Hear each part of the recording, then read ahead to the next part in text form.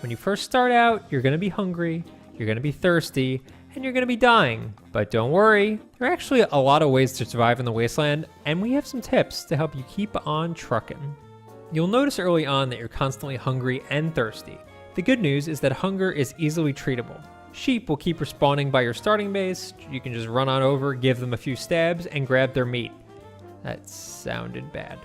Just make sure you run back to your cooking station and cook the meat before eating it though. It'll be a lot more potent and you won't get sick. Now onto the bad news.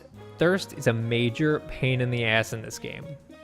You'll have no problem finding watering holes, but unfortunately they're filled with super gross zombie water. Awesome. Drinking it will refill your thirst meter, but you're also going to be liable to get a tummy bug from it. End result, constant, super annoying vomiting. Cool.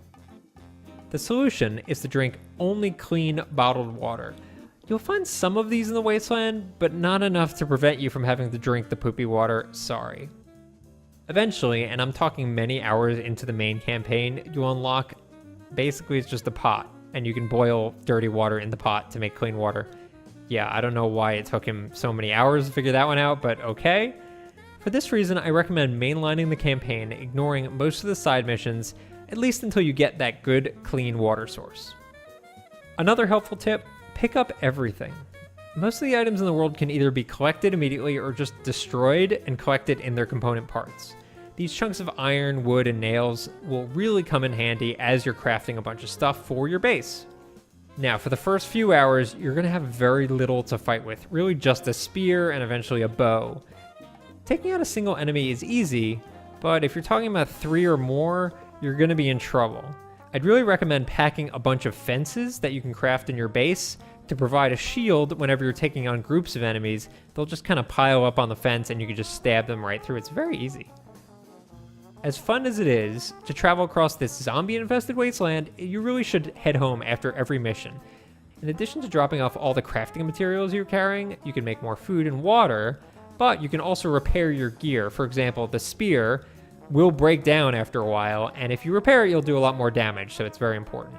You're going to need that primo gear in places like the dust zone, which is obviously super dangerous. In addition to, not having breathable air, you also won't have a map in there, but there is a way to get around.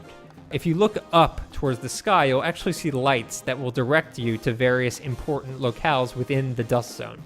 For example, white lights will lead you to caches of supplies and schematics. Green lights, on the other hand, will lead you to bases and teleporters, both of which will keep you alive. Last easy tip. Virgil, that kind of goofy AI that lives in your base, he looks like a big trash can. He actually has a bunch of orders for you. You can pick these up daily and weekly, and they're usually pretty easy. Some of them can take only like 30 seconds to complete, and for finishing them, you'll get a bunch of supplies, which is really great, and there's really no downside, so it's definitely recommended. So with those tips, you should be able to hang tough a little bit longer in the Wasteland of D'Teh. Remember, just think of this like a really poorly planned vacation. Definitely 1 star on TripAdvisor.